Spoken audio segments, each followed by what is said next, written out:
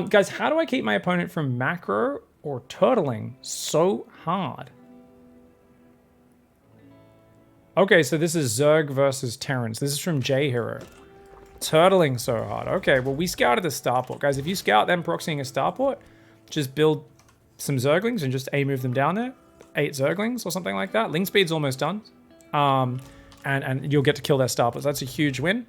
Other than that, what's going on? So speaking of lava injects, we have 10 energy. So we've already missed that lava inject for quite a few seconds. And we aren't droning right now. We've got a lot of lava. We're really low on drones. And for some reason, we have a really early Roach Warren. So I think we're doing some sort of Roach Ling attack. But it feels a little bit awkward right now. We also have a second gas, which is a bit awkward. So this is a bit of a strange build order. We're on 4 Ravagers and some Zerglings right now. So we're going to go for like a weird little push here. But we kind of let him see this coming, and it just feels like it's really disjointed, right? Like, normally, you'd have those roaches popping out as early as possible, morphing and Ravagers running across, and the Zerglings would kind of like meet them up here. You go for one big push. This feels like such a light commitment, and it got spotted so far ahead of time, we have to just back off. There's nothing we can really do here, right? We should just be injecting, focusing on our macro, and in general, if we want to do a sharp Roach or Ravager speedling pressure, I feel like there's better build orders for it, where it's like, hey, let's commit more to this or let's commit less. This feels like way too middle of the road. So what do I mean by that? Well, so check this out. First of all, we didn't deal with the Reaper like we talked about, but just the Roach Warren needs to be up earlier, man. If we're gonna, and there's no need for the second gas, 100% we don't need the second gas, as Blue was pointing out in the chat. I just don't like this build order. This feels like a half-assed pressure. I made this build up, says J Hero. I can tell. I do like it. You know, it's kind of like, you know, when someone's like knitted some booty socks for your baby and you're like, oh, this is beautiful. It's very sweet. That you, like, I can tell you spent your time making this build, and that's what it's not a good build order. We'll allow it. We'll pass on that. Oh my. You end up doing so much damage because your opponent's trying to defend with Widow Mines and Hellions against Ravagers, which of course isn't that good. Opponent's playing mech, so we should be playing Roaches. We've already seen lots of Widow Mines, so going Mutas doesn't really make that much sense here. I mean, you can get around a Mutas out, but definitely we should probably be playing... I mean, I always say Roach Hydra Viper, I've always said for the longest time, is the best way to deal with mech. You could do Ravager Ling Bane, a few different ways to do it. Obviously, don't want to mass Mutas because Thor's Widow Mines are the hard counter to Mutas, so he's going to have those available. We forgot to make Roach speed, but we just made 15 Roaches, and our economy also sucks balls right now. So the problem we're having is we don't have any Evo chamber upgrades, no Roach speed, and no drone progression. So if we were hitting an all-in attack behind this, we'd want Roach speed, maybe +1 attack on the way, and we'd be wanting to hit a big attack with Roach speed and +1 of 59 drones. But instead, we're massing Roaches with no attack timing available to us because we're not making those upgrades. So this is a point where I look at this and I go, hey, we're floating thousands of resources, we're running Mutas around, but with no follow-up plan. We did hit some injects during this, but not that many. You can see we haven't injected the third in a long time. I do like that we have a macro hatch. We could use more of it. And we're still just massing Roaches. So this game is going to be what we see a lot of today, guys. People ask question, how do I do this? How do I do that? The answer is have a proper build order. And I don't mean it has to be a perfectly memorized pro gamer build order. I love people making up their own builds, but, and it worked out for you. Have a follow-up. There can't just be one attack and then, oh, I make Mutas and then I just do some stuff. Because we're maxed out with no Roach speed. We need to be taking our army and throwing it at the opponent with an attack timing. Roaches are a mid-game, early game unit, right? So they're really good in the early and mid-game. They're really bad the longer the game goes. So what we've just invested in is a whole lot of milk. And guess what? We don't even have a fridge to keep the milk in. Do you guys know how long milk lasts before it goes off when you don't have a fridge? No Roach speed, no double Evo chamber upgrades. I mean, we're queuing up double upgrades on a single Evo starting past 11 minutes in this game. This is going to be... like, this milk is going to be off in no time. So you need to run over and throw that milk on your opponent's face. And that's why this should all be planned out ahead of time. You can't just be dilly-dallying this long. So if we look at it in hindsight, it's like, dude, you've been maxed already for several minutes if you'd spent your money. And what are we doing? We're just ambling around the map. So there's no direction in what you're doing. Now, these are always the hardest ones for me to coach because, or give advice on, because for me, The answer is very much based on what you decide to do. And it's me just saying, hey, this past your first pressure, you had a game plan of, I'm going to make some mutas and run them around. That was good. So you had a follow-up there. It wasn't very fast. You could do it way quicker, but it was a follow-up. But after the mutas, you had no idea what you're doing. And what you're doing is what we call scouting with your army. So for anyone out there, this is really big with Zerg players that don't use control groups. Yeah, I can tell that J Hero doesn't use control groups because of that. This is exactly the tell. Because they don't split units up to scout much. They don't send many overseers or anything either.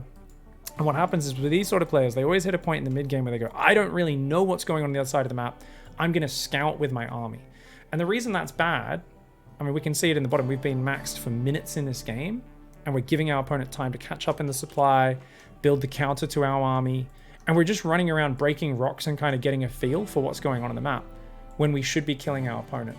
And in general, if you ever find yourselves in the mid game with no real direction going, let's just go look around with my army, not a good idea. If you're got a bit of army and you're scouting with it, you're looking around, poking in for harassment while building to a follow attack that's maybe 2 minutes in the future, totally fine.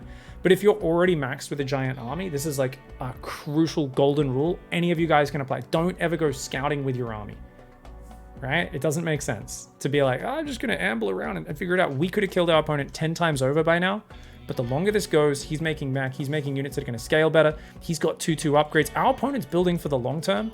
We're building an early mid-game composition, and we're not doing anything with it. So that's the trick there. Now, if we were rushing Vipers, Roach Hydra Viper, yeah, we could play with mech pretty much all game with Roach Hydra Viper. If we were massing Roach, we just want to hit earlier, harder, faster, and make an attack work. And that's just about it. So from here, we're just kind of massing Roach. Now we're adding random upgrades. Have those attacks in mind.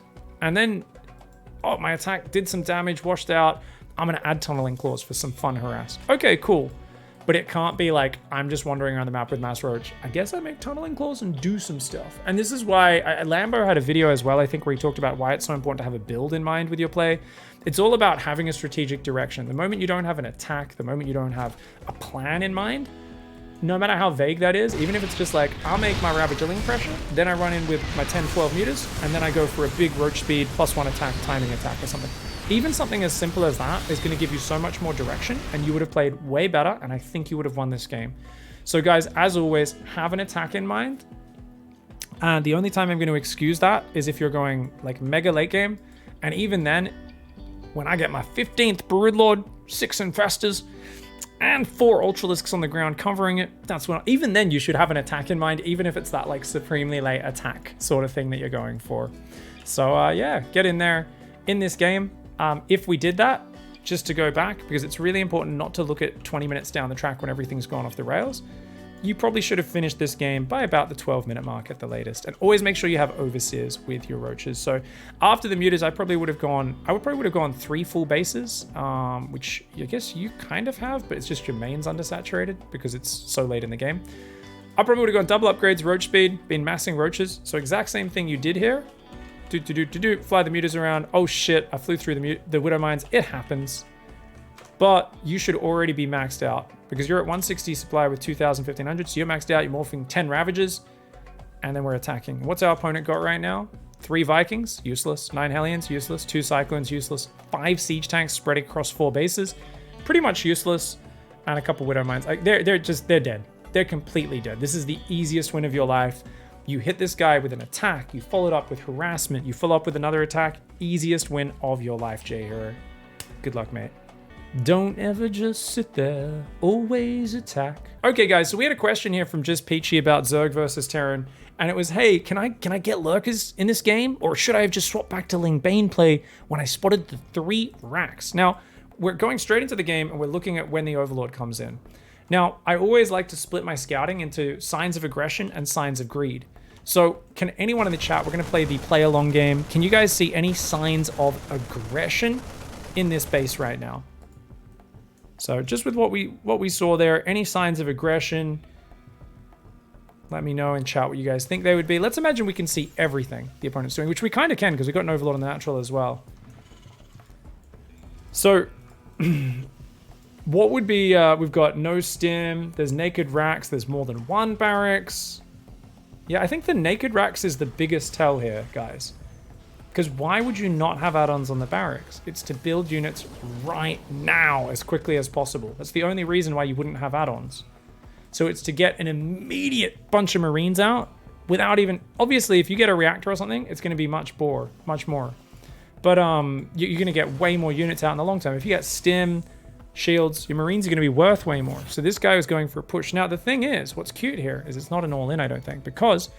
big sign of greed behind it. Double upgrades. There's no third command center, so there's no sign of greed on that. And there's still no add-ons on these barracks. So it's kind of, he's adding upgrades. I imagine he'll build a third command center and transition into a macro game, but still a bit of a fierce push. Now, obviously, you can't play Ling Bane in this situation because you're playing Roach style. So I'm not sure if this is the right replay or not. Maybe it is.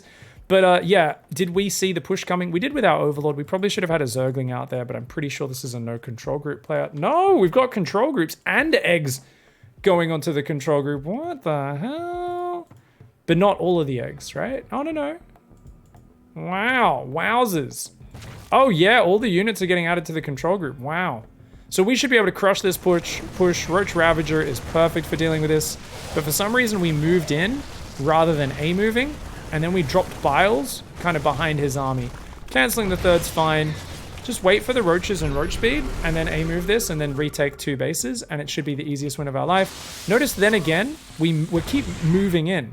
So that was not an A-move. So I'm really cautious here, because notice he's moving in, and then A-moving all at once. Guys, this is not 35 Roaches, where you need to move them in range to attack. This is 4 Roaches and 2 Ravagers. Just attack move it. You don't need to move that any closer. Especially when you're outnumbered, which you are here. Likewise, when moving down the ramp, for some reason, we're moving up and then attack moving. And it's just extra unnecessary actions. People always criticize StarCraft players for mindlessly clicking. This is an example of mindless clicking. Unlike pro players, where there's a lot more intention behind those, it's not really necessary. We can just attack move. We're doing okay with it, but it just feels like it's a bit more hands-on than it needs to be. Anyways, just wait for these extra Roaches to come out, and you know, they are coming, and just A-move after his army. So we should just A-move his army right now. Obviously we don't know he's retreated, but we should just A-move it, and then like I said, build a hatchery. But we're not doing it. We're taking our time. We're taking way too long. I think we assume he's gone home now. So we should have chased that army. We could have killed that whole army, definitely. Okay. But we take a third and a fourth. But, so I pointed that out, guys, right? Take a third and a fourth. What's the problem? We've done it in 2 actions rather than 1. So this is where planning comes in. Guys, if you ever lose a base like that, but then you crush their army, take 2 bases. But look at this. Peachy doesn't think to do with it. Peachy builds a hatchery and then goes back, selects another drone, builds a hatchery. Whereas, what can you do? Box the drones, build hatch, build hatch. 1 action. Okay, batch it together. Batch it together wherever possible. You'll get way better results that way. Also, make an overseer. You've got roach speed and +1. Whenever you're forced to build a lot of units to defend, use them to attack. Now, for some reason, we built a round of Zerglings. That makes literally no sense. Why are we building Zerglings when we have roach speed and +1? Our roaches are sick right now. There's no reason for us to build Zerglings. Maybe we're a little low on gas. There's just no reason for us to be building Ling speed and Zerglings. We've got great roach tech. We've got good roach upgrades. There's no reason, number 1. Number 2, we could have counterattacked, caught that army, and maybe even straight up killed him. Or we could be over here waiting, and if he moves out to take a third, we can maybe jump on his army and catch his tanks unsieged. Now, behind this, we are going to be taking a few drones. We built 2 drones, but we're still not saturated on our natural. Our main is undersaturated. We're missing 2 drones there. So we haven't even saturated our main. We've built 2 drones to rally to the gas, but our natural's undersaturated. And for some reason, we're not droning our third. And I think this is a common mistake players out there make, where they go, but I don't have a third base. I can't drone it. And I was like, well, you already rallied there. It's going to be finished soon. Why not be building drones the whole time? We're clearly not under threat. We have a giant scary army. We're the guy with the scary army right now. So why aren't we just droning our third? Hold that drone key down. Bam, bam, bam. Don't waste your time with Ling speed. You're playing Roach. If you're playing Roach Hydra Lurker, that's a totally solid style. You do not need Zerglings at all. And you could already be taking those gases and droning the whole thing up, right? So what we're seeing here is a player taking damage, and now we're kind of sitting in our corner. We do have some Zergling scouts out there, which I'm very happy with. We're going to see the opponent take out a third. Remember what I said? Our Roach Ravager could be waiting out here. We could jump on that bio and kill it out of tank range and force this to lift. I'm not saying we win the game right here, but we could have just been sitting forward on the map ready to do that. It's a little dangerous for sure, because we are lacking overlords. So we could be dropped, which is why we should have early on had our overlords spread at least a couple on the edges to see those drops coming. So we're going to run in. Our Zerglings go in ahead of our army. We do get 3 Biles down, though. We get a pretty good little fight here. And we do have to back away, which is fine. Unfortunately, we haven't built a drone in the last 2.5 minutes. So what we've done, and we're still building Zerglings, which makes no sense, because remember, we've got really good roaches in this game. Stick to just Ling Bane or Roach Ravager. Don't play both at once, guys. That's a huge piece of advice that'll give you guys massive, massive dividends. So now we've got a lurker den, but we haven't actually made any hydras or lurkers yet. Finally, we've got some hydras coming on out. I think the question shows that maybe we're a little bit confused though, right? Because the question was about, could I get lurkers versus the 3 racks? And I don't think lurkers had anything to do with the early game of this. This was like a 6-minute tank marine push, which is obviously we're not going to have lurkers, and Ling Bane has got nothing to do with it. So I guess I'm a little bit confused about what the question is asking. And this is something that happens a lot in these days, where I realize that I think I have a much better sense as a very experienced player of what happens in a StarCraft game to a lot of people out there who are sending these replays in, where people are like, oh man, like, could I go on battle cruises in this game? And then there's like a 4-minute push that decides the game. And I'm like, what have battle cruisers got to do with this game? Likewise, what have lurkers got to do with this game? We just crushed a push. That was a great ambush, by the way. Really good ambush, catching the tanks unsieged. We are on a pretty small army though, so we should run home. We haven't made lurkers yet, so we do need to be careful. Feels like we're playing just Roach Lurker because we haven't actually made any Hydra upgrades, and our drone count does still suck. So if at any point behind one of these fights, we actually droned up, took gases, droned up to 60, 70 workers, we'd be in a much better spot. And if we stop building these damn Zerglings, I get Zerglings can absorb tank shots, but it's just unnecessary. It's so unnecessary. Isn't it okay to go Lingbane Roach Ravager in ZVP? Yeah, you can play Lingbane Ravager in ZVP, but yeah, you can do that. That is an exception. It's an exception of the rule. Yeah. Even then, though, I think for depending on your league, you might be better off sticking to one or the other, depending on what league you are. So lower leagues, you're probably better off sticking to one or the other, just to keep it simple. All right, so we still don't have gases on this base, which is definitely an issue.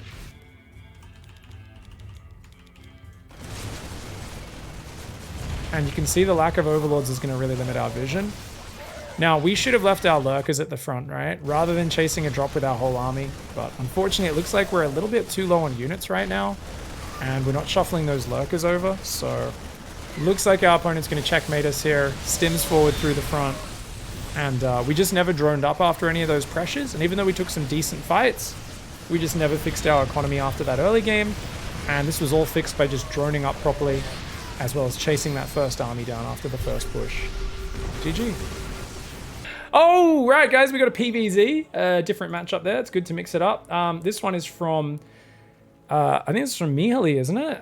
Mihaly, Zerg vs Protoss. How do I push my econ advantage versus Protoss? Okay, guys, so this is just going to be a general how to play ZVP. Now, the rule in ZVP, other than your early game setup, Snoopy, welcome back for the 1-year resub. Thank you so much for the love. The general game plan is, other than the early game setup where you often try to get up roaches if you need them to defend, Roach Ravager, Zergling, that sort of stuff, is you then want to just hit your opponent with some planned timing attacks. So you could do like a big Roach Ravager Ling Assault on their third, and then be building a Spire and swapping into a big round of mutas behind it, and then going up with another Roach Ravager Ling attack while your mutas are running around killing all their probes. You could go Roach Hydra into Lurker and hit a big Roach Hydra attack or Roach Ravager attack, follow up with a Lurker transition. There's a lot of ways. The trick is to define it and choose your plan before the game starts, because otherwise you're going to give them too much time. Now, the theory that you've got to keep in mind, the reason we play this way is because Zerg has the most flexible economy and tech in StarCraft. You can transition into all the units, 20 mutas at once, 20 hydras at once, doesn't matter. You can do anything you want in this game, right, guys? Like anything. Problem is, Protoss has the hard counter to every single unit you have as Zerg. Now, obviously, super late game spellcaster, interaction, Serral level, Broodlord, Infestor, Viper control aside, the Immortal hard counters the Ultra. Archon hard counters Lings and Banes, right? The Immortal also hard counters the Roach. The Phoenix hard counters the Mutalisk. The Void Ray kind of soft counters the Corruptor. Used to be a bit more of a hard counter, I would say. And in great enough numbers, they still do hard counter them. But it's hard to get those numbers up. But in general, if you just took like 200 supply of Void Rays, 200 supply of Corruptors, 200 supply of Phoenix, 200 supply of Mutas, these are the most one-sided, bloody fights you've ever seen. So the bigger the Protoss army gets, the more they're going to have the counters to everything you could possibly do. Which is why, as a Zerg, you need to make a whole ton of Roaches and then go kill them when they only have 2 Immortals before they get 6 or 8. You know, or at least kill those Immortals. And then, while they're trying to quickly rebuild their Immortals, you're swapping into Mutas. And then while they're trying to build Phoenix, you're swapping back into Roaches and Zerglings and swarming over them. So do you guys now understand the kind of general ZVP theory of tech switching? This is like the biggest thing that you guys want to do. You want to tech switch constantly as a player. You want to constantly be tech switching as much and trying to do that. So PVZ or ZVP tech switches to overwhelm Protoss and keep their army small and on... Oh my god, that's creepy. Jesus. Keep their army small and on the wrong units to deal with you. So you have pre-planned tech switches, right, guys? Pre-planned tech switches that counter the counter to your initial push. So if you do mass Zergling and you force them to play Archons and Zealots, you then go into Roach, Ravager, Bane, because Roaches counter Archons and Banelings counter Zealots, right? And this is kind of rough. I'm not saying you have to do it exactly this way. These are just some ideas. You go mass Roach, you force lots of Immortals, you go into Mutas. These are some general ways you can think about it, okay? So, taking a look at this, this question, of course, from Go Gators. You're here, right, by the way? Go Gators? Can you confirm in the chat? Because Go Gators is Mihali SC in the chat, who I think was here just a little bit before saying, has he looked at my replay yet? Looks like he's popping in and out. Okay, so big problem right now. We've played Roach opening, but we're going Hydra Bane. Oh no, that's okay. We're not going Roach speed, so that's all right. Our drone count still kind of sucks though. My man! In terms of like, we are a little undersaturated on the minerals. We're only on 56. We're not quite at the 66 we'd like to be for 3 full bases. And there we go, 10 more drones. That'll help us out. We definitely need to get that 4th base started.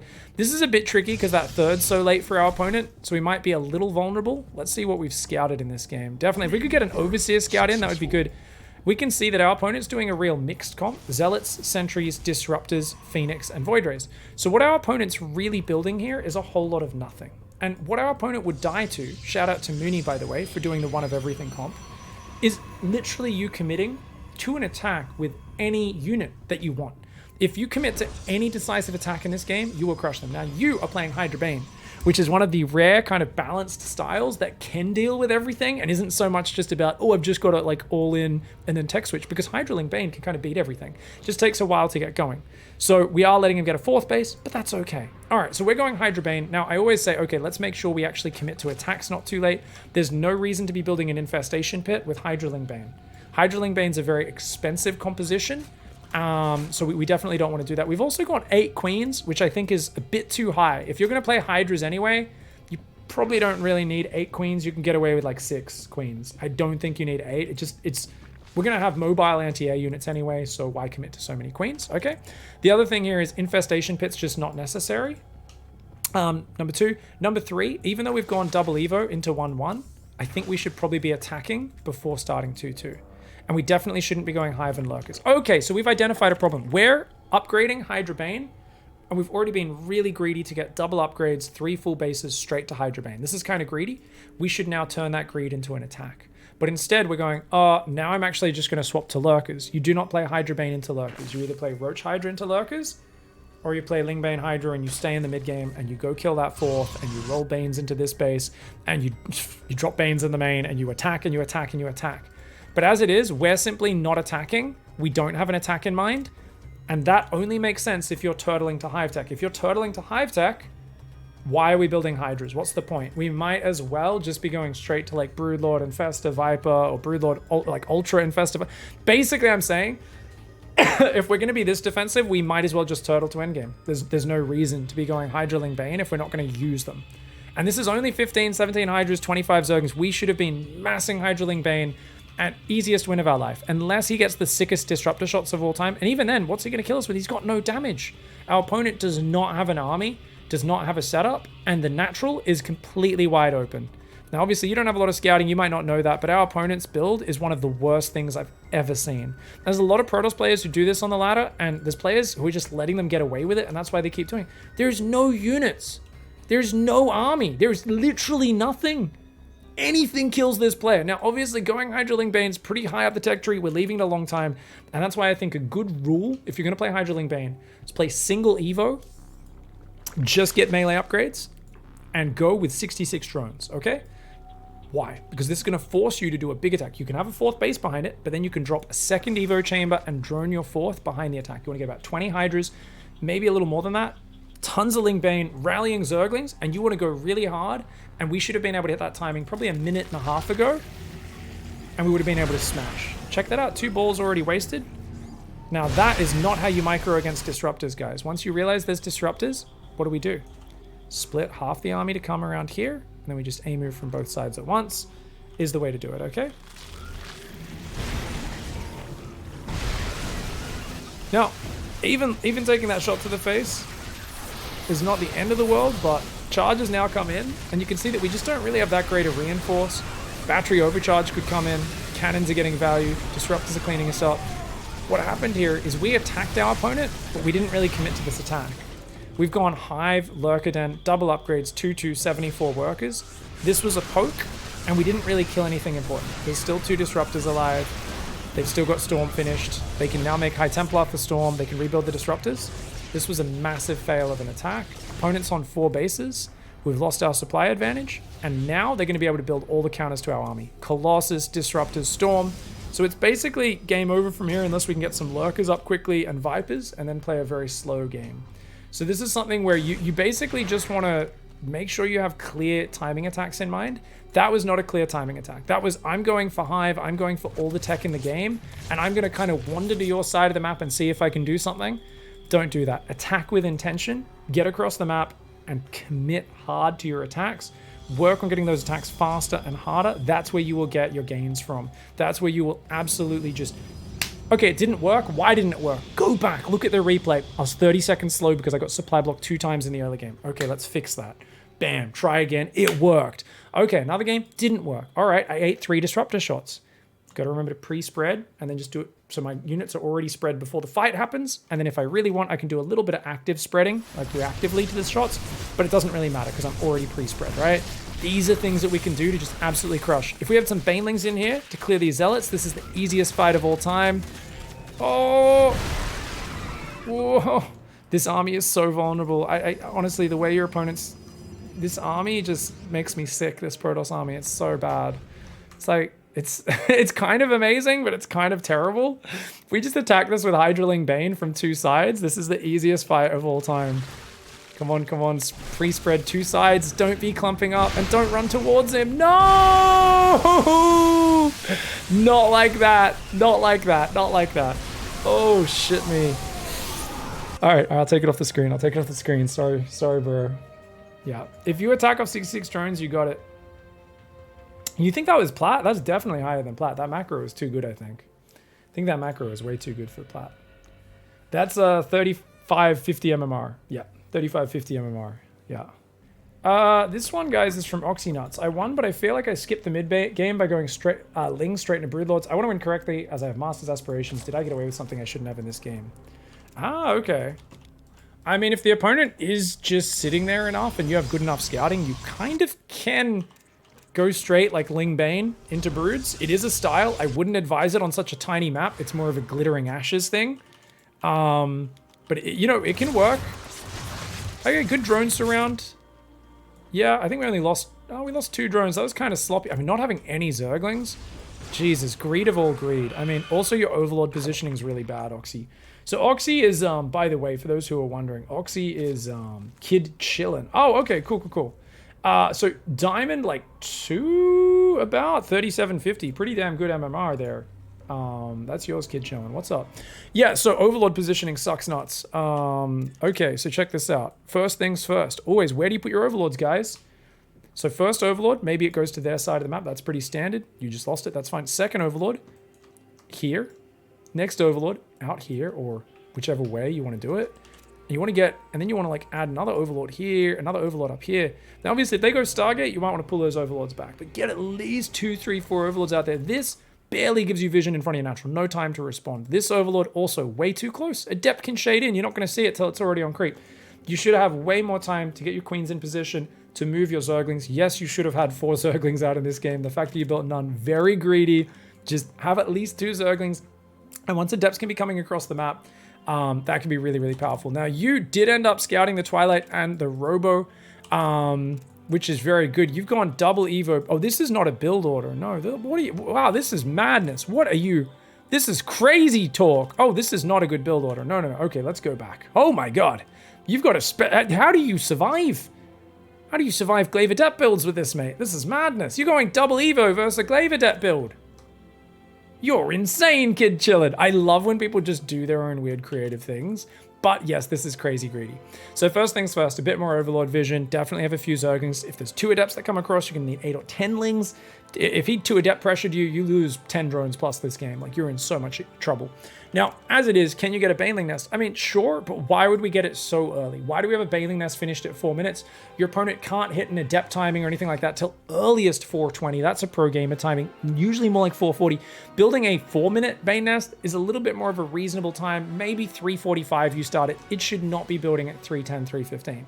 Secondly, you never want to go double upgrades this early. As much as upgrades can help with Zergling styles and give you a good kind of going, that's too much. If you want to start 1 Evo now, it's allowed. One Evo pre 4 minutes is allowed. The second Evo should not be down until we really know our opponent's committing towards a 3rd base. Otherwise, it's just like, it's too many upgrades that take too many resources and time to pay off. It's way too greedy. Obviously, we should always have some Zerglings active in PvZ as well. Zergling here, Zergling here. And if we've now seen an upgrade and a Robo, we should be assuming, okay, cool, I need to, at about 40 drones, max 45, stop droning, build a wave of Zerglings, morph a few Banes, and that way we can defend the incoming charge lots, Adepts, or who knows, maybe they're going DT, drop and it was a fake upgrade on the Twilight, you never quite know, right? But you're completely blind, you have no vision of anything. This is absolutely insane. How do you survive it? PROTOSS players! I've been shouting at you guys to do pressure against Zergs so they can't be super greedy. This is actually PvZ. I've just realized what all of my ZVP coaching and newbie stream advice is. It's me shouting at PROTOSS players to go kill greedy Zergs and me shouting at Zergs to go kill greedy PROTOSses. Essentially, it's like, guys, interact with your opponents more because they're getting away with murder. Like, that's literally what this is, right? They just be like, I can't believe he's getting away with this. I can't believe he's getting away with this. Go kill him. Go kill him. Have an attack in mind. Go get him. Now, we did get some Zerglings out in time of 42 drones. Thankfully, Sin is very slow to shade. I think Sin just got confused because the Adepts split up and then tried to do some fancy stuff. If those Adepts were together, though, they would have smashed our Zerglings in a fight. So Sin could have just kept warping in Adepts off 4 gates, and we probably lose this game to 4-gate Glaive Adept. You just can't deal with this. This is an absolute disaster. And only 3 queens. You do want to have probably 4 queens, maybe 5 if you're playing a Ling Bane style, so that you can at least pull 3 queens to the front as like mini roaches to help fight the Adepts, and then the Ling, obviously if they shade all together, Banes can hit them in a clump, and Lings can surround them individually as well. But yeah, this is a super sloppy game, very disorganized from you. And in general, I would advise going Roach Warren instead of Baneling Nest in this matchup. It is just a bit more solid. You can make Ling Bane work, so if you really love Banes, go for it. You will figure out how to do it. You can make this build way more solid with the details I already said. But yeah, this is so sloppy, and we are very lucky that Sin didn't confidently micro those Adepts, because it would have given us a bloody nightmare, mate. It would have given us a nightmare. Now, I like the quick 4th hatch, but you got to remember when you're playing a Zergling style, you need to also take a quick macro hatch and a 5th base very early and keep those injects up, okay? So even on 41 drones, you're already floating a lot of money. Like, you need to, yeah. And now you're trying to go straight Spire while going, why are we going range upgrades? Are we playing Ling Bane or not? Why would we go range if we're playing Ling Bane? I don't think you have any idea what you're doing in this game, and you're making it up as you go. I think we've spotted someone who plays proper reactive StarCraft. And I say proper because it's not good. Purely reactive StarCraft never is, but it really feels like you're just making this up as you go, mate. Because Mutas does not go with double upgrades. Those are 2 different tech piles. They're both very gas heavy. Are we going mass Roaches, Ravages, Banes? That's what these upgrades imply. Spire implies we're spending our gas over on Mutas. Those are two opposite sides of the room. We should never be on two opposite sides of the room at the same time, unless we're on 6 bases and we're, you know, already on hive and whatever else. We're also at 7 minutes and we're only on 44 drones. We just got to 58. That's really bad. We're very behind on where we should be worker-wise. Luckily, we just built 14 workers at once, but this feels like just pure chaos. I have no idea how to advise you how to play better here other than to have a proper game plan, because it's just, there's no build here, there's no structure to it. It seems like it's random intuitive things that you're doing. So how do I structure my Zerg versus PROTOSS? Let's go through and just point out a few things of what I would be doing. So let's say we do sack the Overlord in for the early scout, which I'm totally down with. Otherwise, up to this point, it looks pretty all right besides the Baneling Nest, right? I would probably have a third queen a little bit earlier, and like I said, I would have 4 Zerglings to block that as well, right? This queen would have already been hitting it, plus 4 Zerglings, bam, bam, kill the Adept, okay? All right, so that's the first thing. Past that, we don't need a Baneling Nest this early. As we pointed out, earliest about 4 minutes, maybe 3:45. And the thing is, random intuitive things is good. It shows you're adapting on the fly quite well. If you can just get a bit of structure in there to reinforce it, you're going to play a much better game, much better. If you understand why you're doing things, you can actually make decisions. And making decisions makes StarCraft very satisfying to play.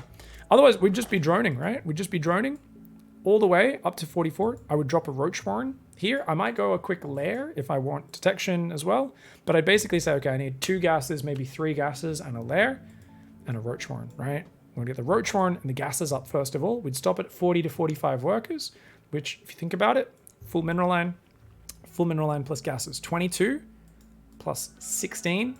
It's 38 workers. Maybe we have 7 drones on our third as well. And we'd have a few lings poking around, checking if he's taking a third or anything like that, just trying to see what's up. And then we'd build a few overlords waiting for that Roach Warren to finish. And so from about, say, 3:45, we drop the Roach Warren, which means our Roach Warren finishes here. We start building those roaches now. We're building as many roaches as we can, building more overlords. We've got 2 queens up front. Our Zerglings see these Adepts come down. Okay, we leave a Zergling here, a Zergling here. The other 8 Zerglings, or however many we have up here. When we see him move across with his Adepts, our Zerglings counterattack. Now they can either attack the natural and kill the Stalker and force him to warp in there and then pull back to the third, or they can just go for the third. Both are great options. If you don't have many Zerglings left, maybe you just see the attack coming and then your Roaches move out to deal with it. And once you've got enough Roaches together to deal with the Adepts, and you obviously split your Roaches, half on the Adepts, half on the Shades, you start droning behind that, adding more workers and all that sort of stuff, and kind of working that next level. But we should not be defending Glaive Adepts with Zerglings unless we're doing Ling Bane, which is its own thing. From there, we'd drone up 3 bases while taking a 4th. Once we get 3 base saturation, I'd go from 2 or 3 gases up to 6 gases. So we'd take either 3 or 4 more gases all at once. And then we'd be committing either to Evos and a Baneling Nest, so we could go Ravage a Bane, double upgrades, or we could go Spire and just Roach Speed with no Evos. We could try to get into Hydra Bane. There's a lot of different options from there. But the important thing is there is a structure there. And there should be, part of your structure in ZVP is understanding that that whole game plan is flipped if we see a Stargate. And this is why it's usually you just send your first Overlord straight through the base. Go to the front, go straight through. Oh, it's Twilight, cool. But if it was Stargate, what changes? We want our Roach Warren and our extra gases much later, closer to 5 minutes, rather than closer to 4 minutes. Because we need Spore Crawler in the main at about 3:35, 3:40. Keep 2 queens down here. Build a Spore here as soon as this finishes. Add another Spore here soon after. So we go straight up to 5 queens. And we add a Spore in the main very early, so the Spore and the Queen defends there. Our 2 queens defend here, and then we add a Spore here, and then a Spore here. And then we go Roach Warren and gases off a higher drone count, because we're more worried about defending Oracles and Void Rays early on, and then we're more worried about ground follow-ups that'll come later in the game. So that's the main thing which people struggle with, and this is why so many Diamond Zergs have this conundrum, is they want a... They're like, I just play same thing, whether they're playing Stargate or ground. And it's like, no, dude, if you think about it, what is the difference? If you're playing against ground, they might go DTs. So normally, the way I explain this is basically versus a ground style, you'll go like Roach Warren, extra gases at 4 minutes, and then you'll build some spores, about 4:45 for DTs. If you're playing against Stargate, you can flip those numbers. 4 minutes, you build spores. It's obviously very rough, it's not exact. 4 minutes, you build spores. 4 minutes 45, you build the Roach Warren and the extra gases. So you flip against ground, you get Roach Warren and gases earlier. Against Stargate, you get them later. You get the spores earlier, okay? Anyways, what do we got? ICI. So how to properly wall in ZVZ and defend my third against early aggression. Better scout early roachling aggression. How do you react properly? Oh. Against. Oh, it cut off. Are you here, ICI? How to react properly against. I guess it's against this roach push, right? Cute little roach rally. All right, guys. So I think ICI was trying to do some macro virgin play. So let's go through this little bit by little bit, real quick. So for some reason, we're making offensive banelings. I don't know if this is to force an overreaction or what, but we can see that it's like, hey, why would we morph them right there? It doesn't really make a lot of sense. Also, this Overlord, why is it back here? It should be over here. He could have run Zerglings all the way around the map and we wouldn't see it till it gets to our natural. So this is not a good Overlord spot. That should be further forward. And you do have to be wary. I'd also have that guy further forward as well. It takes Queens forever to get down there, right? Queen, Overlord here, and then push it back to there if need be. Overlord over here, and then push it back to like here if need be. But even then, you're too far back. Too easy for him to get around. Also, you got to be wary. They could mine open those minerals and just run through the middle. People forget that you can do this, and they leave that open. So just keep that in mind. Other than that, we're going pretty early Roach Warren. We've droned up a bit. We are building 10 Zerglings, but we have no Zerglings at home. This is a common mistake in ZVZ. Guys, what's the point in having a Baneling nest if they flood out Lings and you have no Zerglings to make Banelings with? This is 101 of ZVZ, which even pros sometimes forget. How many times have we seen this? You're like, oh, the Ling flood's coming. Make Banes. Thankfully, 2 Zerglings pop out now, but that should have been 10 seconds ago. 3 seconds. I'm exaggerating. You got it, but now you're going to lose the third, which does suck, but you're up in workers, so it's actually kind of okay, right? You just want to make him pay for it. You don't want to just give away the wall. You got to make the Mexi Zerg pay for it there. To be fair, no reason for us to... So yeah, if you want to defend your third, you do need to bring queens down. So one thing here, especially if you're doing 3 queen, is you can bring this queen to go get in the wall. One of these queens drops a tumor and these 2 start walking down there. And in general, if you struggle with this sort of attack, something I've been advising for the longest time is instead of your second inject on your natural, so you got energy, it should be 1 inject, 1 creep tumor, which actually you pulled the queen down even earlier. So you're missing that inject there, but you forgot to put the tumor down. Oh, okay. Yeah, just build a habit of putting a tumor down in front of the Roach Warren every time. And then you're already going to have your creep halfway to the third, which means your queens can get down there as a defensive anchor. So that's actually really huge. If you're building third queen this early, like that's fine. And also you should always just, you know, basically the moment your Baneling nest is done, morph 2 Banelings for safety. Because if you're playing 3 queen, you're playing very defensive anyway. If we morph 2 Banelings defensively, plus the queens, we morph a few more Banes, this is the easiest hold of all time. Super easy for ICI, right? Now, ICI does have a separate Baneling hotkey, it seems, but, ooh, bad mechanics. So ICI is playing Ling Bane, but you can see as morph Banelings and not remove them from the control group. Whenever you make Banelings, guys, what do? We control click them, and we steal them onto our Baneling hotkey. If we're not doing that, we're always going to micro like arse, okay? There's some things that are, you know, optional. Maybe some people have different tastes to us. Arse is not one of them. No one likes eating that. That's no. It's a bad smell. That's the bad smell area. Don't do that. I guess some people, yeah. Anyways, that's a bad analogy. Anyways, point being, guys, we should have stolen that off on morphing earlier. It looks like we did eventually steal it off, but a little late. Queens could have been down there, and we could have just pulled back, morphed more Banes, easy defense of that, while taking the gases, building a couple roaches as needed to defend, and we'd be good. And then if we were more on top of that, we'd see these roaches coming, and we'd be like, whoa! And then we'd build more roaches, and we'd be fine. At this point, though, if you do mess up, you lose control of that base, no worries. Once you see roaches coming, really easy. Pull the queen back, build an Evo in the wall, throw a spine down, build roaches, saturate the gases, you'll retake your third later. Easy peasy. But we did not make that choice, right? Imagine if we had an Evo in the wall, dude. 2 roaches and Zerglings are not going to break through an Evo. It's just not going to work, man. And we built 9 more drones! 9 more drones? This guy's walking roaches across the map at 4 minutes in the game, and we're building 9 more drones. Hot diddly damn, ICI. Talk about shades of greed. Look in hindsight how many more workers you had this whole time, dude.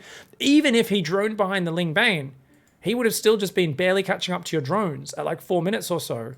I mean, you had more than enough workers. You just needed to build some roaches here. Like I said, you could have defended the third base as well.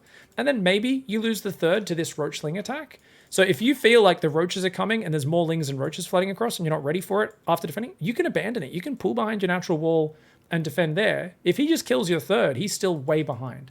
This sort of attack isn't all in. It's 26 drones. You'll see Rogue pull it out, so it's really popular because when Rogue does things, people go, oh, that looked really easy. I'll try that. And then we go, yeah, it was really easy. Rogue finds really easy to execute strategies. So yeah, you're already ahead. You're trying to make up for the loss of the third. In hindsight, doesn't make sense because recognize how early these roaches are. This is not a 30 drone roach. This is not a 40 drone roach. This is a 26 drone roach roll-up. If they're flooding you with zerglings like that, and then there's already roaches coming across at 4 minutes, you know, you just got to survive. It's all you got to do. If you even got the Evo up, built these 9 drones, and then built roaches, I still think you defend here. Unfortunately, we're also supply blocked on 52, which of course is a huge problem. But just some really clean, aggressive play from your opponent. If you're going to play this sort of macro virgin stuff, you really need to be very precise on that early defense. I think it's one of the hardest paths to victory is playing the sort of ZVZ you're playing there, Icy. If you like it, you can go for it, but it's all just about honing out the details of your defense. It is not easy. It is the most difficult path to victory, in my opinion. All right, guys, so this one was sent in by Bear Hug. And how do I overcome the 36 supply block and build good habits for not getting supply blocked while doing an aggressive game plan? Well, so this is a really good question. And the trick, which I think Bear Hug is probably not expecting, and let's be real, Terran players do not want you guys to know this one, is you're meant to build an Overlord before you hit 36 supply. And this is something which a lot of people struggle with, but it's actually game breaking. Once you make that connection between I am always supply blocked on 36, and if I make an Overlord before 36, I won't always be supply blocked on 36. Like, it's actually insane. And I know it's hard to make that connection because, let's be real, me Zerg player,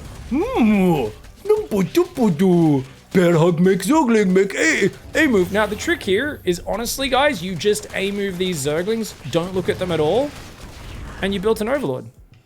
Where are the roaches? Oh, the roaches aren't rallying. Guys, when you build these roaches, you should immediately be rallying those across the map. Oh no, we wasted like a good 30 seconds there, right? 20 seconds? Yeah, guys, these guys were sitting here for like from 255. Oh, that was a good 15 seconds on those roaches. That's huge. Now, we hit a very slight supply block, but I think that's fine. Isn't that natural? With timing attack builds, it's very natural to hit supply blocks, guys. That's kind of normal. That's not a big deal. So as long as you're droning up behind it, you'll be fine. Takes a very quick second gas and lair. I think we definitely could get droning a little earlier behind it for sure. And these roaches, what do we do? Why are we going over there? Why are we trying to be so sneaky right now? Now, I guess it doesn't matter too much because our opponent is camping on the high ground. Oh, he saw the roach horn. Okay. So this would have been a prime candidate of a game for just not building the roaches. If we just went back to droning once the Reaper came in, didn't build the roaches, that would have been great. If we were going to go with the roaches though, I really do think we should have shoved it, moved the Overlord over. We could have killed both depots just with hold position roaches here and then just ran away. But instead, our roaches have done nothing. Now we're moving the Overlord forward, but that's a gift. It's too late at this point. Marines, Cyclones, whatever they've got, they're going to be able to kill that Overlord now. So this is, I think we're just messing up on the roaches. The 36 supply block is not something you want to be too obsessed about, guys. I want to go back and just look at it for one more moment and just see like what optimizations can happen there at 36 and in the lead up to that. So, okay, check it out, right? The Reaper comes in. Oh my God, he actually sees everything? That's crazy. Our Lings definitely could have got in faster as well, right? It's a big map, but I think our Lings took some weird roundabout path. Where did our Lings go? Okay, so our Lings are going on some very roundabout path. Okay, oh, it's not too bad. No, that's all right. As long as they go there, that's all right. That's okay. Okay, he comes in, he sees the roach horn. We've already committed to the roaches, so fair enough. So you build 5 roaches, and then you should immediately be building Overlord and drones. So he builds 2 drones. It should be an Overlord. I mean, it should be right after you build roaches. It's just stitched together. Part of your build is, because you're going to be hitting a supply block no matter what with this build, just as long as you build the Overlord first thing and then drones after that, you should be good. You've already done great damage. Just make sure your roaches always click straight to the enemy base. This is obviously a weaker map for this push because the roaches take so long to get across. We're going to go lair, second gas, and drone up. This is a very cute, aggressive build. A little slow to put on that second gas, but that's okay. As long as you have enough for the Spire, because that's what we're doing. This is a Roach into Muta build, guys, I can tell. Because it's one of my favorites. Spire. Spire needs to go down the second that lair's down, buddy. Oh, no. Oh, we're going for a third base. Okay, so we wanted to get the third down before the Spire, but now our Spire's already been delayed so long. So that's a 40-second delay on the Spire because we wanted to get the third, and then we managed to get that down, but then we were distracted with the Roaches. That Spire needs to hurry up. Now, we're droning up pretty all right here. Our opponent's been delayed from getting their expand. We just need to be careful that we don't die now. So Roach speed should probably be coming in as a safety precaution here for sure. We're thinking about it. Yes, yes, yes, we do it. We've got 4 gases up. We've got 2 full bases. At this point, you want to build extra overlords because otherwise you can't build mutas when this finishes. And so whenever you're waiting for the Spire, always building extra overlords. That's something where those two things in any build pair together. Spire's halfway done. Build overlords, right?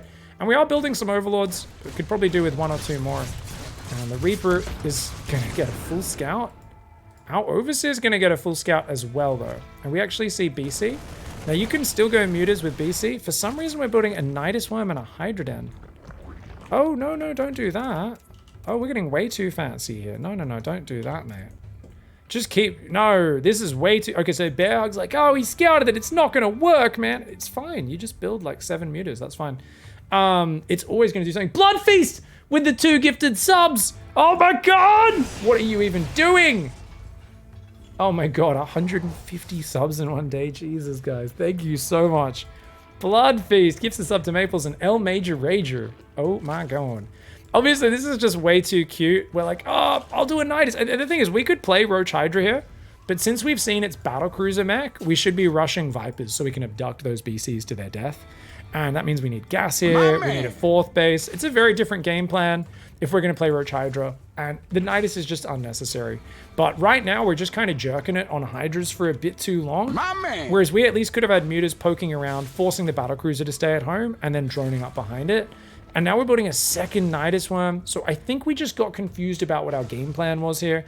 And honestly, if we just made some mutas back into Mass Roach, adding Corruptors as needed for BCs, it would have been fine. Ooh. So many subs, not a single dom, just like my weekend. Hi, Sea Shark. How you doing, mate? What can I say? Yes, it's been a while since I had a domination in Quake as well. Haha. Haha. We're doing a double Nidus Worm? Oh my God. Oh no. What is this? Why are we trying to kill a guy on 2-base mech? I think we're just jumping a bit too far. It's cute ideas, Bearhug, but it's just unnecessary, man. It's like guys camping on 2-base mech. Just when do you I like a Nidus Worm in the back, but this is just overly fancy, and these units are just doing nothing. They're popping to their death. If you only popped in the main, sure, we could do some damage. But if you think about it, what's a much better way to deal with a mech player? First of all, get to 66 drones. Get to a proper, healthy economy. Even if you want to play just Roach Hydra, no Vipers, and I do love Vipers. You guys know I love that. Spread a little bit of creep. Yeah, get some creep. Like, get more towards a normal game. Spread some creep. Get 66 drones on the gases minutes ago when you decided to go off the mutas. And then attack the third as he comes out to take it while Nidusing the main. And that's a much better attack plan. Because you can A-move, kill the command center, doing damage in the back, and then you drone your 4th base. You've got gases, 4 bases. You can make Roach Hydra for life. This guy's playing 2-base mech. You should be able to win with just Roach Hydra. Keep it simple. Keep it straightforward. None of this double Nidus shenanigans. Especially be careful with your rally point. Because notice these units were rallying out and they were all trying to like touch the point. So they're all moving and not fighting. But in general, armies there. Don't be unloading 2 Nidus Worms in different areas like that. If the army's on one side, tell that one to just stop. You can hit the stop command. Nidus Worm does register that. And then chill out. But we're now building Zerglings. Why are we building Zerglings? You're playing Roach Hydra. Never build Zerglings when you're playing Roach Hydra. There is no reason to ever. That's like, it's overcomplicated. The Zergling tech here, we don't even have ling speed. We built 32 slow lings, but just in general, a lot of people do this like, oh, it didn't work. I need to change it. No, it didn't work because we headbutted into a bad position. Just chill out. Now we're rebuilding our Spire. Our army's still in the Nidus Worm. We need to unload that. We've forgotten how much supply we have in the Nidus. Oh no, we just, it's so overcome. Now we're building corruptors. I don't know, we've got hydras. We don't really need corruptors for 1 BC, do we? This game feels like it went so far off the rails. Keep it simple. Build the mutas. Doesn't matter if the spy is scouted against TERRAN. Against PROTOSS, sure, because they have Phoenix. TERRAN does not have Phoenix. They don't have the ultimate hard counter to the mutas. Keep it simple. You're going to make your life so much easier for yourself. Just commit to the spire. Build around a mutas. Go back to Roachis. Mutas do fine against 1 or 2 BCs. Obviously, you might want to add corruptors if they build a whole bunch of them. But yeah, don't overcomplicate it, guys. Don't overcomplicate it there. That was pretty funny. Other than throwing my army to Widow Mines, lol, what could I have done better? Are there tips for micromanaging units with hotkeys? Or box selecting, 90% of the time. Is boxing specific units or control pressing for micro better than using hotkeys I set? Just boxing. Splitting your army up and choosing where to engage is probably going to be bigger for setting you up for success, though. This is a diamond replay, guys. This is, of course, a 3500. Okay. So I think my micro needs help mostly. Novea, what's up, yo? Yeah, sorry, it looks like the form is not picking up the later ones, guys. I think we got too many submissions and it broke, maybe. I'm not sure. But either way, we wouldn't have got to them anyway. So apologies to those of you who were further down the list.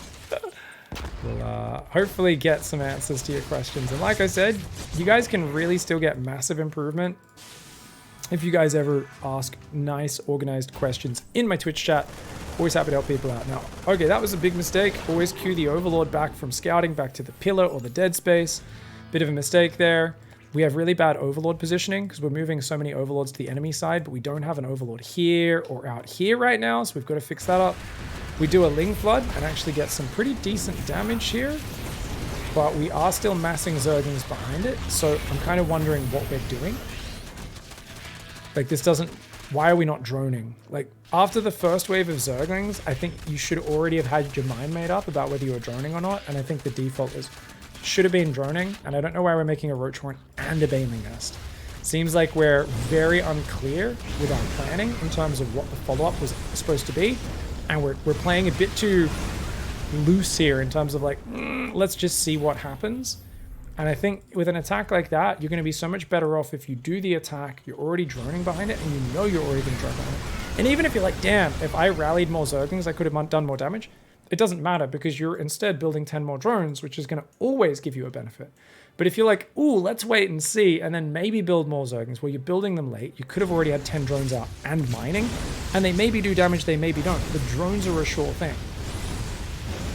Now, unfortunately, we threw all our Lings away. That's why you should have pulled those home to defend. As it is, let's take a look at the control groups. We've got a queen group out front. We only have 5 queens. Do need to get a few more. It's good that we're going roaches and roach speed. Really important because we know it's battle mech, right? Or at least mech. So roaches are going to be really important. Now, we're trying to attack, which is a little wild here to be moving out with roaches. I would be just droning up and trying to get a 4th. And just basically drone. But it looks like we're planning yet another attack here. So we're playing very aggressive, aren't we? Super aggressive. All right. Oh, so sick. Yeah.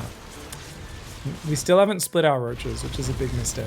Nice snipe from the opponent. Opponent's supply still kind of sucks, so we still got a chance. But definitely, like, at this point, we're moving across the map. What if all those Hellions stayed up here and dove in right now? They'd kill every drone in both of our bases, and this would become an all-in attack. And then there's one tank on the high ground, and we lose the game. So when you're playing against mech, Blue Flame Hellions and multi-prong are one of the most common things you're going to deal with. So the moment you know it's mech, you split 5 roaches onto a different army group, control 5, control 1, whatever it is. And if your main army's down here at your 3rd and 4th base, that group's up here, watching the other Hellion run by. If your main army's up here, it's down here, watching the Hellion run by. So you've always got a little squad of 5 or 6 roaches that's on the opposite side of the map from your army. So you're never caught completely out of position, okay? Otherwise, you will take massive damage and lose games to Blue Flame run-bys that you don't need to be losing. It's a really important piece of advice. It's so good for Zerg vs mech, man. All right, so we're going to go for a bit of a YOLO here. There is a tank on the high ground. But I think the trade is all right. We're still not droning though. Now he doesn't have a third, so there's no need for us to go. We should just be waiting for him to come out to the third and then attacking. What was I talking about with split roaches, guys? We're very lucky those Hellions didn't just run in and kill a ton of drones, right? If that was 7 Hellions, they run in, there's 1 or 2 roaches popping out, wouldn't be enough to stop them. They would have maybe lost only 1 Hellion to the Queens, and this is where systems come into place. Right now, we're doing a big roach headbutt into a guy who's on 2 base. Why would we ever try to kill a 2 base mech player? We've got 4 bases. We hold that drone key down for 30 seconds to a minute. We're a 75 drone Zerg who's got massive map control, massive creep, and our opponent's on 2 base. But we're choosing to lock ourselves into an all-in position, and there is no reason to. We already know there's tanks on the high ground. There's just no reason. I mostly was doing the earlier ones first, Theodose. Mostly doing the earlier submissions, but whenever we went a while without a low league replay, I'd grab a super low league replay again and grab like another silver game. But we are finishing up after this one. The attack works out. Pull back, kill the depots if you can from there. Very nice. I mean, this is game. We got it. We're still not droning though. Why are we still not droning? So Novea, there's a trick. It's called waistbanding it. You can Google that. The waistband trick, how to deal with unexpected and random, no reason Zerg turgidity problems, I guess we could call this. Some people say put it back in your pants. Just drone. Drone and go to whatever your late game is. Vipers, whatever. There's no reason. I mean, you could keep trying to headbutt, but if you're going to do that, you need Overseers to spot the high ground. He's got Vikings, so yeah. I mean, you probably could just keep killing him, but you just have... If you just build drones at any point here, easiest win of your life, my friend. It's like, if he moves out to that third, his position becomes so much more compromised because he has to defend these big, wide open areas. And you can bile a command center from over here. He has to move tanks all the way into the open. So there's no reason for you to get so stubborn with this, right? You just got really stubborn. You're like, oh, I win now. I'm going to win now. It's like, dude, you can go Vipers. You could go swarm hosts. You could drone 5 bases. Just be flexible. You know, you've already done so much damage, and this kind of harks back to the early game with your ling attack. You attacked, and you were going, hey, I did some damage. Maybe I'll build some more lings. Hey, I did some damage. Maybe I'll build some more lings. And I told you why that's a bad pattern. Because you could just be getting ahead consistently. Do the Roach Ravager attack if you think if it's an opportunity, go for it. But you should already be planning to drone ahead. That decision should be made ahead of time. The reason you're making bad decisions is you're leaving it up to yourself in the moment and what you feel. You plan it out, you won't make these bad decisions because your plans are going to be better than random shit you make up on the fly. This is what I always call, you guys hear me say half-baked, a half-baked strategy, a half-baked plan. Half-baked strategy is something you go, oh, maybe it'd be good if I do this thing I've never tried that I don't know how to do, right? But if you have a plan, you're like, yeah, okay, my standard is always to go Roach Ravager Bane off 80 workers. Behind your Roach attack, that should be the plan. I'm going to see what I can do with this Roach attack. Roach Ravager Bane, 80 drones behind it. Just as a general rule, droning behind your attacks, such a good way to do it. Have a follow-up. It's going to make you an infinitely better player. Right from your very first Ling Flood. Because even with your first Ling Flood, that was some half-baked follow-up. Good initial Ling Flood, half-baked follow-up. Good initial Roach attack, half-baked follow-up. You apply a little bit more structure to your follow-ups, you know what that next step is ahead of time, you're going to smash. Now you're droning, but this is like a very common thing, is like you waited to throw away a few extra armies and lose 20 drones, and now you're like, fine, if I'm forced to. You make that decision optionally 6 minutes ago, this game's over, right? If they go heavy tank like this, by the way, swarm hosts are so incredible, especially on a small map like this. Just come forward, throw your locusts from here, and then you box the locusts and you click them behind their army, and then as your locusts are flying over, you box a few locusts and you go swoop and you click them right there between the tanks. Click a few locusts, swoop right between the tanks, click a few locusts, swoop right on the tank, click a few locusts, swoop right on the tank. And even just like 8 swarm hosts worth of locusts, 16 locusts, you just kill 6-7 tanks there. And then your Roach Ravager can attack at the same time if you want, from the top. Easiest win of your life. GG. Well played, though, in terms of finding opportunities. It's good to practice aggression versus mech and not be afraid. You just went a bit too hard. Feel like you're fighting yourself to macro better, Mosaic? so you don't ladder that much, rather than just as much as fighting someone else to win the game. It doesn't feel as fun. Thing is, they're having the exact same battle. So remember, every piece of harassment, every time you interact with them, you're doing the same thing to them, Mosaic. So the thing is, basically, there's a thing where people say StarCraft's the hardest game. You know, you're constantly making mistakes. That's why it's really demotivating and this sort of thing.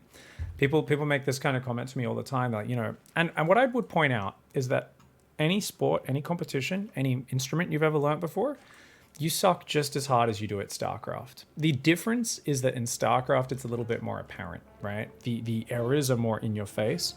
You're more aware of it, like, you know, from early on. So you need to really become comfortable with your own imperfection and the fact that you kind of suck, right? Whereas often people are like, I can play Mary Had a Little Lamb now on my guitar. Ooh, I'm making music with my hands, you know? And like, you know, they just get to go, ooh, I did the thing. So what a lot of players do is they never make the path, the progression. And trust me, there are guys who are Gold League forever, but I feel like they're playing the game, they're having fun, and they are, to some extent, learning and improving, even though it's not really a major goal of theirs. They're just trying to have fun. And what the difference between those players and the players who are afraid to ladder or don't do it as much is the players who are afraid to ladder, they see every mistake as proof of their own inadequacy and that they're bad and they're never going to get good, and they need to fix every mistake before they can move on to playing and interacting with the opponent. And that's just not the case, because even pro gamers, have you guys ever listened to a pro interview? Like, wow, you did really well at this thing. And what does Cyril say? He says, I really messed up. This thing was really off, so I was way behind on this. It felt really bad, so I just had to do a roach all in because I was in such a shit position, and I'm really surprised it worked. When you hear a world champion talk like that about a tournament match that to our untrained eyes maybe looks a bit more like an expert, oh, everything's calculated, oh, so cool, this is awesome.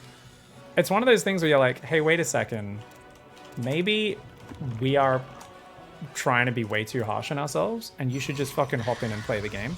And that's actually a really big thing, is learning to interact with the opponent. So that's why we have clear, simple timing attacks, right? So maybe you have 2 minutes of tight macro at the start, right? So for a lot of people, it's you start with 2 minutes of really tight, organized macro, and you're like, all right, I'm gonna fucking macro like a god. By the way, why is this sub counter different to the sub counter in there?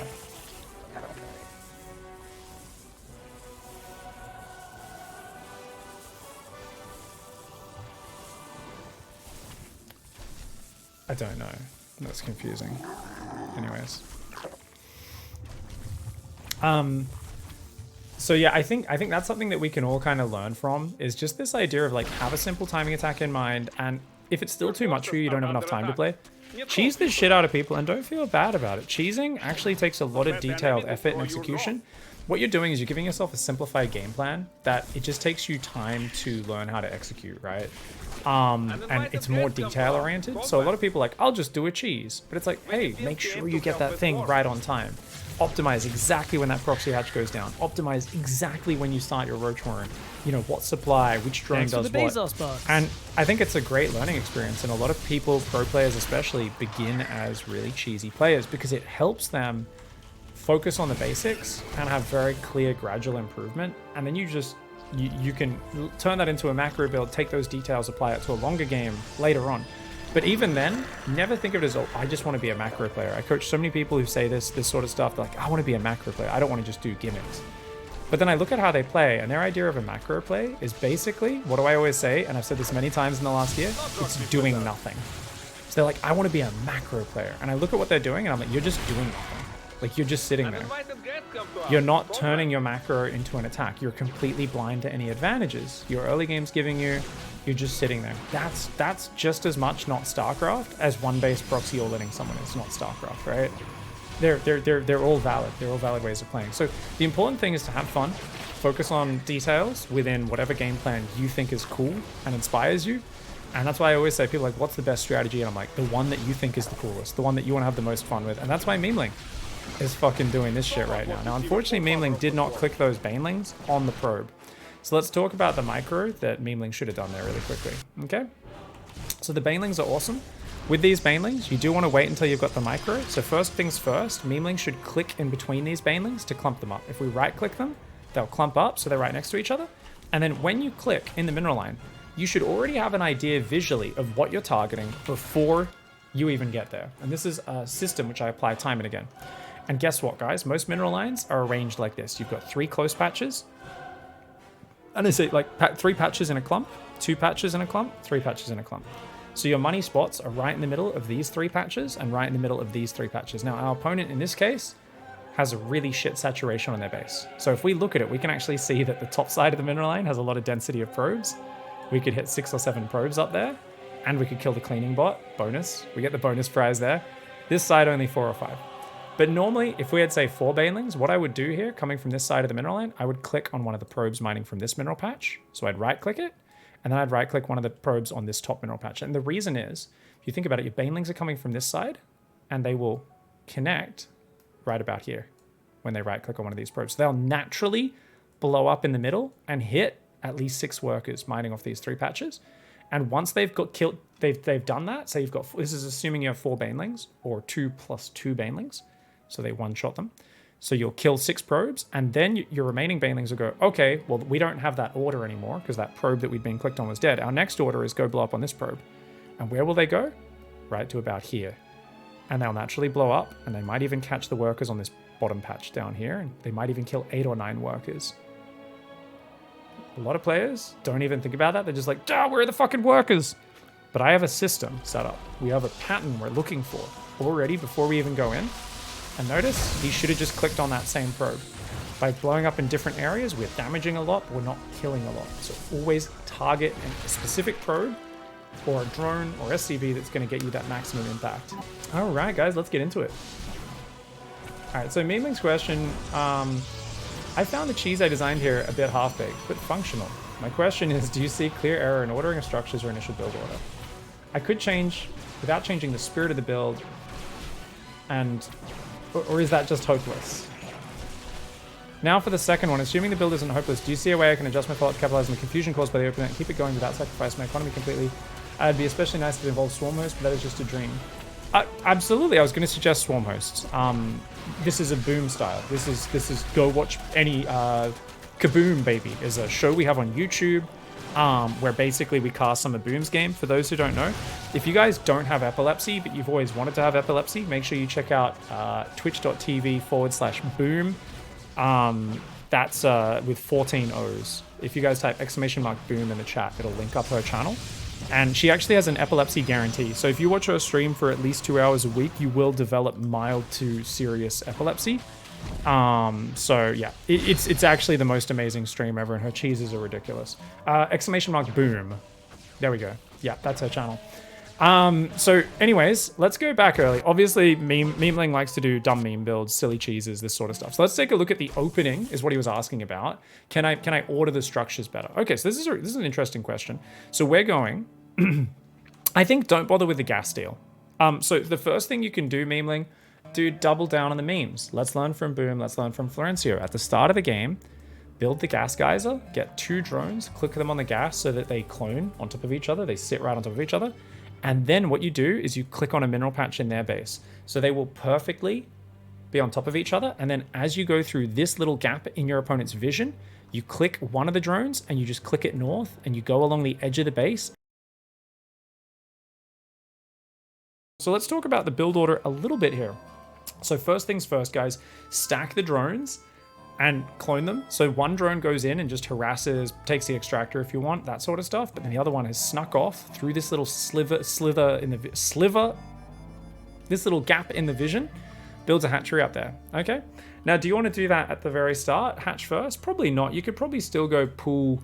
So you do that at the very start. You cancel your gas. I mean, if you want to let it finish, I guess you could, but you probably cancel it. And you want to go up to about 18 supply, 19 supply for sure, definitely. So you send those 2 drones in.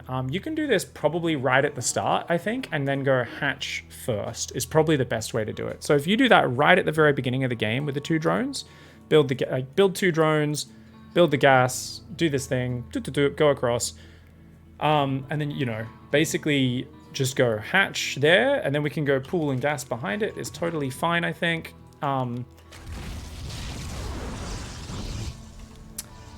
So I don't know, how did the opponent spot this? I do think, Let's take a look.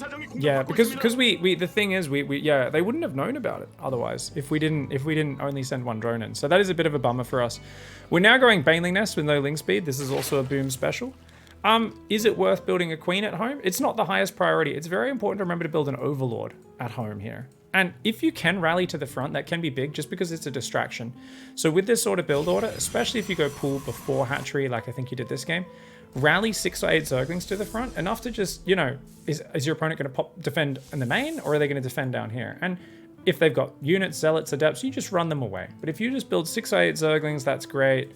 Now you are trying to get a hatchery up behind this, but you are pretty committed, of course. So we cancelled the queen to get the hatchery. I think I prefer the hatchery here to the queen. Good choice. We're trying to build a drone. But imagine if we had 6 Zerglings working on the wall right now.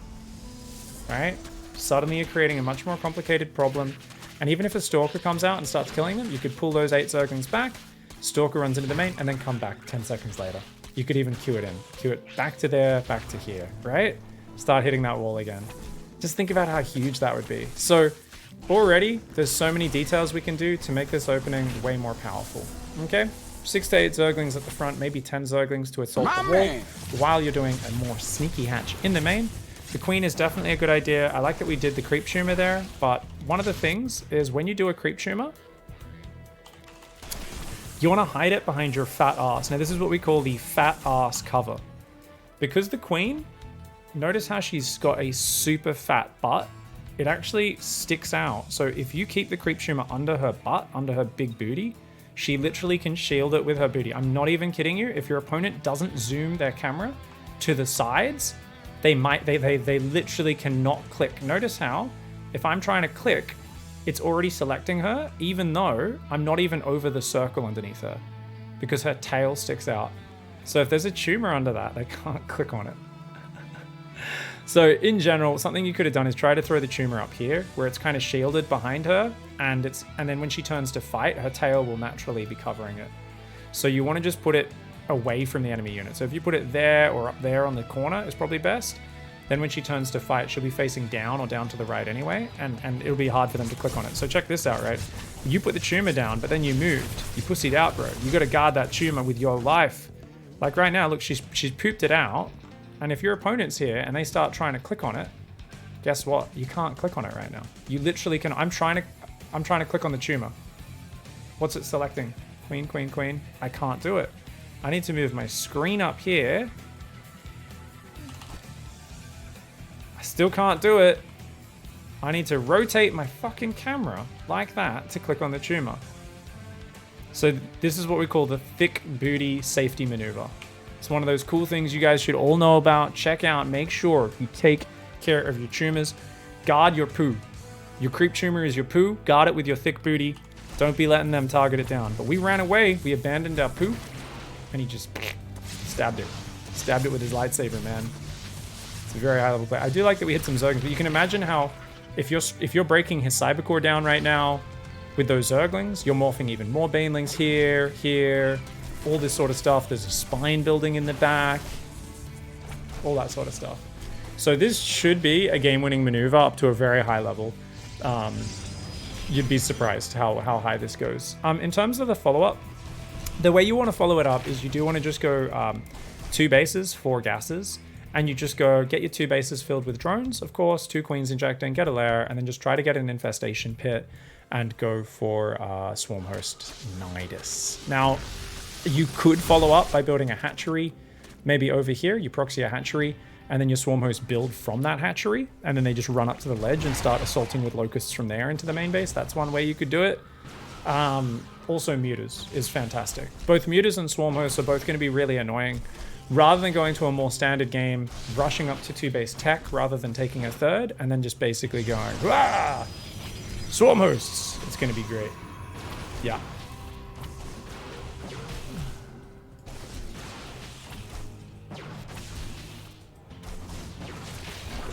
Creating space in the shoulder socket. While and Anarchy are talking about some stuff there. Pig, good to see you. Would overhand pull-ups accomplish the same thing for that problem? Oh, what problem? Elbow tendonitis, try dead hangs, just hanging from a bar. Something like 5 minutes a day. Generic advice from Sonovich, Bowtie Dogs, Bowtie. I hang a lot. I hang a lot. Especially when I was like hunching way too much. I'm still hunching a little bit, but not as much lately since gymming. Yeah, just hanging is so good. And you don't have to pull yourself up with your scaps or anything even. It is nice to do that. But even just like a completely loose just hang is so good for your shoulder mobility and your arms and lots of different things. Hanging is the best. I actually, I haven't been hanging upside down lately, but I'm going to start doing that again because that feels real good. I think I did I do that on the stream at all when we did the subathon? I feel like for one point I was hanging upside down just for like a few seconds on the stream. But I do normally like to do that like once or twice a week, but it's been a few months since I've done it, so it's good stuff. You got gymnastic swings in your kitchen? Oh, that's awesome, dude. Yeah, it feels so good, just like the letting the weight off the spine, the decompression on the spine whenever you hang your body weight is so nice, dude. Oh, a little dark there, Mom and Gam. Whew. Always guard your poop, got it, says Tanatic. Alright guys, I think that's about it. We can 8 times just to see what dumb shit Memeling does next, which is going to be kind of funny. But yeah, just a bit too slow to transition, and so you can see how like if you come out with some mutas right now, they're like, ah, what the hell? Or if you have Swarmos popping up, it's pretty sick, yeah. Pretty sick. Swarmhost and Nidus is quite expensive, but I think it's worth it. Especially if they're still reeling from the early attack. You know, you get that first Nidus up, you kill 10 probes with it, it's basically game over. And we are going Swarmhosts and Mutas, so yeah, I mean, I do like that. Fortunately, our first Nidus worm got ruined. Oh no, it's only there. Oh no, come on, man. Okay, finally we got one up on the front. And that's gonna go for the Nexus, but no, we screwed up. We're dead. Bonin actually out macroed us. Funnily enough, they're on 80 probes with like almost no army. So one of the other options is when you go tech heavy, if you feel your opponent already has Phoenix and you're planning to go mutas, if they're somehow you think super prepared for swarm hosts and you're like, shit, one of the best things to do is just drop your Hydra down if you didn't already have it, queue the upgrades, and just don't drone, just build a massive Hydras and go for a timing with about 25 Hydras maybe and Speedlings, and you'd be surprised in this sort of game how often they end up with this sort of army. Now, how would you guys define this army? Can we get some words in Twitch chat to describe this Protoss? Because this Protoss has 1 billion cannons, 1 billion workers, crazy economy, but how do we describe this army, guys? I'm gonna have to, I've got a visual answer that I'm about to share with you guys. Confused, dumb, fragile, shit, jumble, small, slim pickings. Yeah, I think this is where this army belongs. It's just, what the fuck is this? Number one. Number two, how is a Protoss player going to control Phoenix, Oracle, Void Ray, Stalker, Sentry? Like, what even is, like, you know when the fight happens, they're going to F2 A move, and then they're just going to be like pressing ability buttons with no idea which ability button they're pressing. They're going to be like, what even am I pressing? Like, are they picking up with the Phoenix? Are they turning the Oracles on? Like, what's happening here?